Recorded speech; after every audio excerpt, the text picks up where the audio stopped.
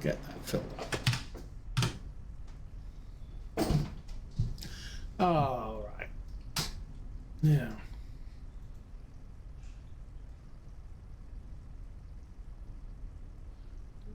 I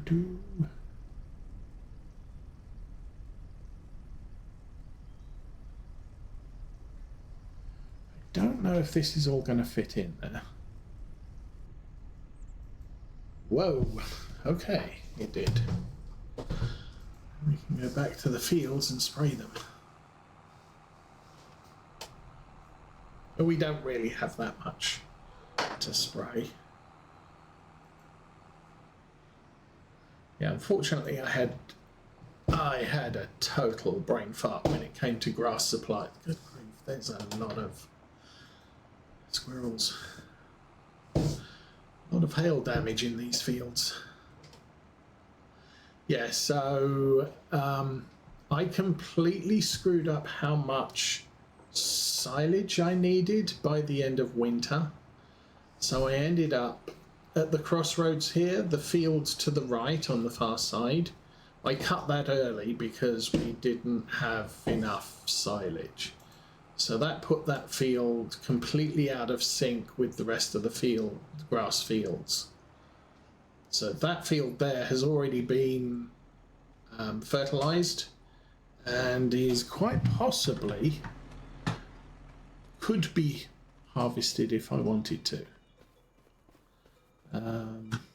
Yeah, ready to harvest, but growth stage 3 of 4, so you only get 66% yield or 50% yield. I can't remember exactly what it is. And then all the rest of the grass fields down here, I'm going to go to the end one first. They got planted at normal times with the full 150% of minimal yield. But that one got cut early for silage on immediately after winter. I just almost completely ran out of silage. Now I cut the rest of these fields and I cut some hay and I cut some silage and I topped up the silage a bit more. All I needed was silage to get through a month and then I'd be good. And then second cut, I was thinking about leaving that field an extra month, so so everything was back on the same cut schedule. And I was desperately short of hay. Like, I'm not going to have enough hay to make it to the main cut for the rest of the fields. So again, I cut it when it was fully full yield potential, but it's being cut 1 month before all the rest of the grass fields. So we made hay in that field last cut, and then I cut the rest of them. These top 2 fields I also cut hay, but okay, and are we good? Yes.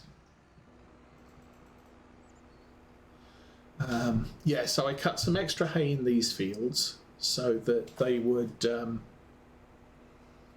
I could top up that hay a bit more, and then the rest of them I cut as grass and wrapped them, and we just sold them sort of 2 game days ago, because you watched me do that.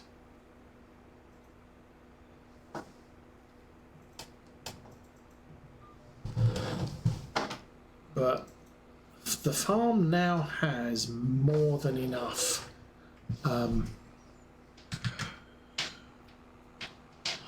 silage, hay and straw. I had to buy the oat field because I do not have enough straw for 3 months, and it's going to be 3 months before the soybeans are available to cut. Soybean straw, not a mod, it's what this map does. So it's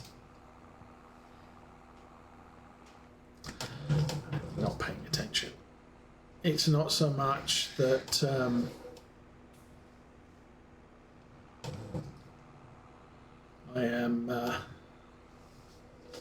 I have a mod that allows me to straw soybeans. It's that I have the map allows it.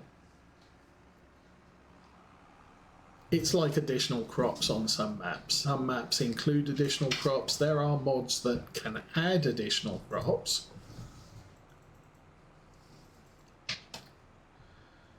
And so yeah, so we do get straw from our soybeans. Unfortunately, I wasn't paying attention and I didn't save enough from the last harvest. So I bought the oat field, I produced some straw from that, and I kept all of it. I think. I sold a couple. But that has now left me with more than enough. I think this would tell me we have 5,500 grass. Don't know where that is. 336,000 litres of hay.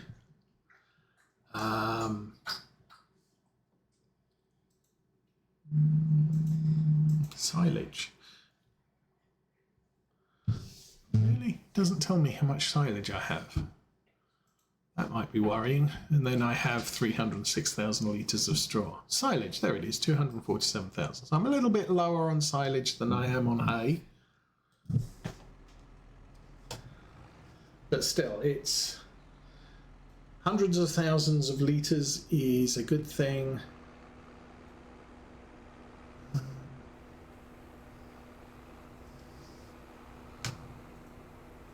You know, a couple of thousand litres is not a good thing.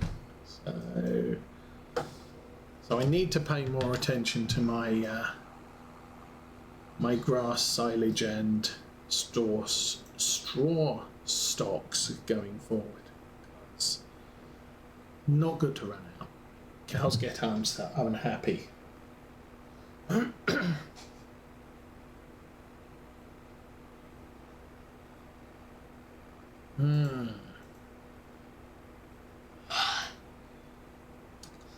The other thing I did not do was to check the soil maps on all these fields to make sure that we weren't decayed too far.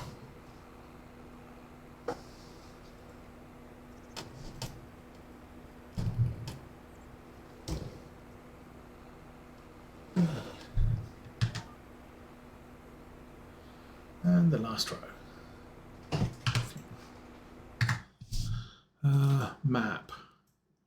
Precision farming. So make sure nothing's black. Yeah, no. I have a feeling possibly these two fields will next time they cut, definitely this field, definitely this field. Very, very high potential that they are going to have been harvested sufficiently that we lose soil information. So we have to get the soil reanalyzed, make sure everything's good. Okay, so one more field on this row. And then the fields down at the big yard, or the big cow farm shed thing.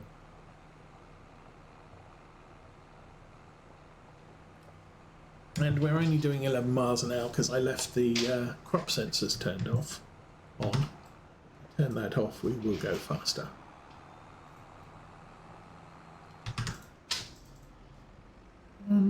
Actually, I think there's 2 more fields. Okay. So, I'll get that extended. I did find pressing the joystick shift button and unfold unfolds everything, which is cool. Also, the shift and turn on button or lower button also does front and back. So when I got a mower set attached to a tractor, pressing the shift button will actually get the mowers unfolded, the mowers turned on, and the mowers lowered. All of them, rather than just the one that's selected. At the moment, the only thing I have selected here is the rear attached. So the fertilization tank is turned. Yeah. If I press the button without the shift key, then it will only activate and deactivate the sprayer, which is fine because the crop sensors are on a completely different button, like not even related to turn a thing on, turn a thing off. And I don't have it mapped on the joystick or the steering wheel, so which is why I tend to leave it on. It's and also using that crop sensor, it works at night, so I can spray a field at night time with that one. The ones on the mirrors on the tractor are daylight only. So on an English map, generally the active sensor on the front is possibly the better option. But from my point of view, it's also a good option because I can see it's turned on. In the little paper doll on the top left there, you can see that the sprayer's on green and the crop sensor's on green. And when they're on a tractor, you can't see that. So I've always been worried that if I put a sprayer on a worker, I don't know that it's turned on the crop sensors. With this crop sensor, I know the worker has turned on the crop sensor because I can see it's turned on. And then when the worker gets to the end of the job, it will turn the crop sensor off as well as the sprayer. So, bonus.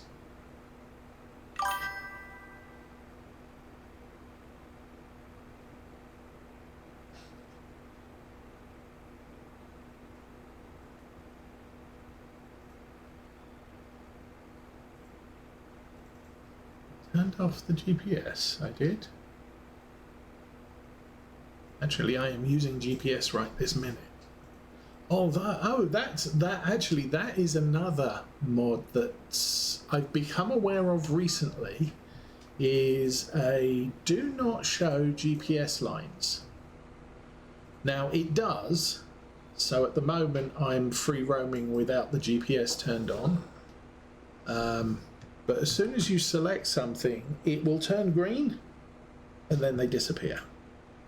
So no immersion reducing effects, it will go away. I do not have that mod loaded. I should look that up. There's a bunch of rather fun looking mods on a UK farm sim mod site. One of them is field seagulls. So as you're driving through a field and ploughing the field up, seagulls will land behind your tractor and start eating. Oh, yes.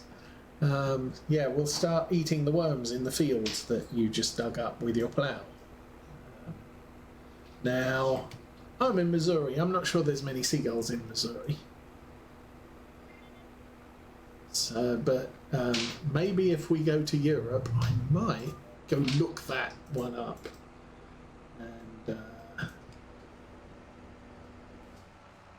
add that to the next playthrough. As I said, we kind of... It was rather a late game. Ah, yes. Yeah, I don't have that I don't own that DLC. So but I do own Kinlake, which is the Highland map, and Highland cows and stuff like that. But I do not have that turned on for this because I don't. Okay, turn that on. Sensors on, so yeah, good to go. But yeah, I might. Yes, it's. I'm kind of getting a little bit more discerning with what DLC I buy. Back in Farm Sim 17, I think I bought all of them except the very last one. And the very last one was the... You're going to have to look it up.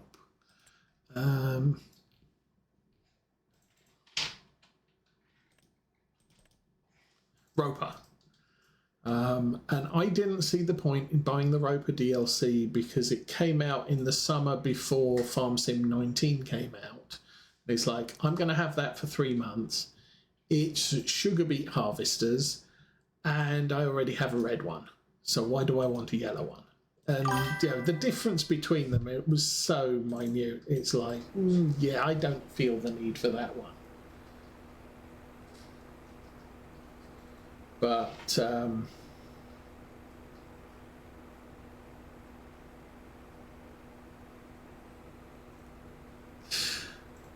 yes. But yeah, it was that was the only one I didn't buy. But then did they have the big bud in 17? And it's like, I never used it. I bought it. I never used the big bud stuff. And then in Farm Sim 19, I bought the John Deere pack, which had the cotton harvester and the 9RX. And it's like, I never used them because the red cotton harvester was far more, was cheaper and did the same thing. Yeah, there was the novelty that the John Deere could produce cotton bales and dump them out the back while it's producing the next one, and the case had to stop to unload. But it's like, yeah, I never used anything from that DLC pack because I never did cotton. Yeah, was the main thing. I don't do cotton normally, so since I don't farm cotton, I don't need a pack that primaries around cotton harvesting. Yes, and that was the thing. There was the huge seeders, you know, the big seeders with the air carts and all of that. Again, the only one I used was the little Bednar, which is available. And where are seeders? Sorry, lots of distractions. This one. It's 6 meters. It's a good little size. It does planting things. And then everything else was the huge, great, you know, you have this thing and you have that thing, and that thing's only 9 meters. But you had the sort of the 36 row seeders, and it's like, I'm never going to use them on an English farm. The Bednar, yeah, it's just another 6 meter seeder that I could use in place of one of the others that I might use. So yeah, early on there were a lot of DLCs that I really never used. I didn't buy the blue forestry equipment. Rotney. Yeah, it was... Yeah, I didn't do a lot of forestry, and so I didn't buy that one. But since Farm Sim 20... Oh, this is 25, so 21, I've not bought the the season pass on the first year, and I've not bought anything that I don't think I'm going to use.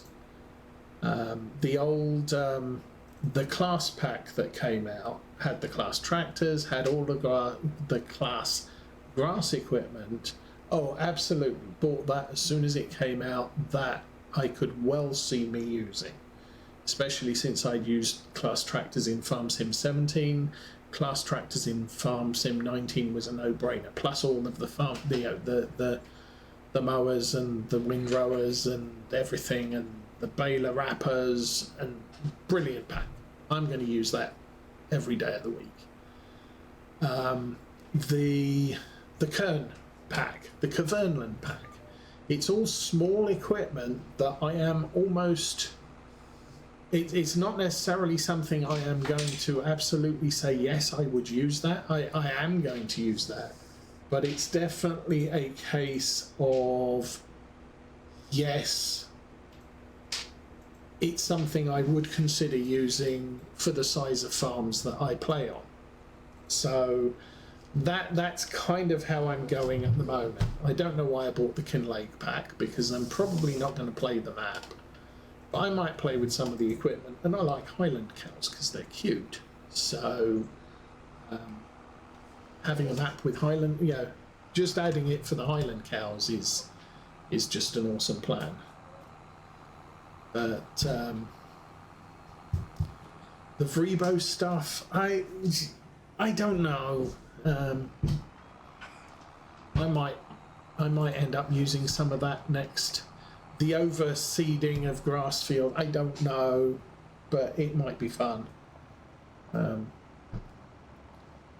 But it needs to be something that fits with my play style, and because this is the first.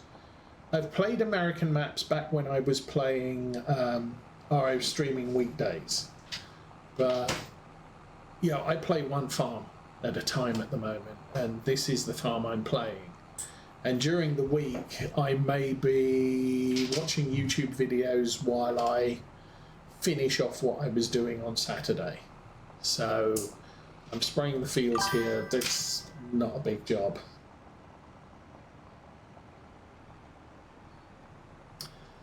I like miniature cows too. Miniature cows are cute. Highland cows are just awesome. Cows are awesome. If you watch the likes of Tom Pemberton, he sets a camera up and cows just wander by and stick their noses on it. It's like, oh, what's this? I've seen this before. We need to check this out. Does it taste good? Very inquisitive animals. I remember that he did one of his videos was setting up a back scratcher in the field, and all the cows, they were out grazing far end of the field, and the men turned up with their van and started setting this back scratcher up, and the next thing you know, they're all just standing there just looking in a ring, just, oh, what are you doing? Can we help? What is that thing? And they're all like really inquisitive. And then once it's all set up, it was like one of them walks up to it and sort of, okay, now I'm going to investigate this. And then it's like rubs the brush on his back and it's, oh, this is good. And then another cow will come over and is like, hey, it's my turn. Push him out the way. It's really funny to watch. Cows are just immensely entertaining, and when he lets them out in spring, they're all leaping and running and just having a good time because there's grass and we're cows. We're not stuck indoors for the winter. But yeah, so maybe having a farm with islands on it as the next series may be a fun thing to include. And I may go back and look at some of the DLC that has come out and figure out if I want any of it. The thing there being that because I'm playing this map at the moment, it's like if it's European stuff, I'm kind of not. I don't see the need for it at this point in time. But next farm's going to be European. I may go back and look at all of the DLC that Giants have bought out in the last year or two, and year or two.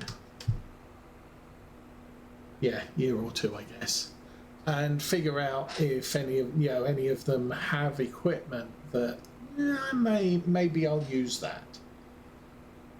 I'm not automatically, oh, it's a Giants DLC, I must add it to my list of stuff, because Farm Sim 28, 29, whatever comes out, I'm not going to work on that. So if I can't make use of it on my playthroughs, I don't absolutely have to own it. So yeah, that's where I am at the moment. And past both 17 and 19, I think I still bought the year one season passes, and there was one absolute, oh yes, I'm glad I'm getting that DLC's included, but there was always one DLC that was like, I'm never going to use this. And yes, if you buy a season pass, you get effectively buy two get one free sort of deal. But if I'm not going to use one of those DLCs, then the get one free is like, well, I might as well just buy one and buy the other one, and not get the one I'm never going to use for free, because I'm never going to use it, so why would I want to buy it? Yeah, it is what it is. I mean, obviously with the season pass, you can just say, I'm going to buy the season pass, and then I don't have to worry through the year, as opposed to, I didn't buy the season pass, oh darn, there's a DLC coming out that I really, really, really want, and I don't have the spare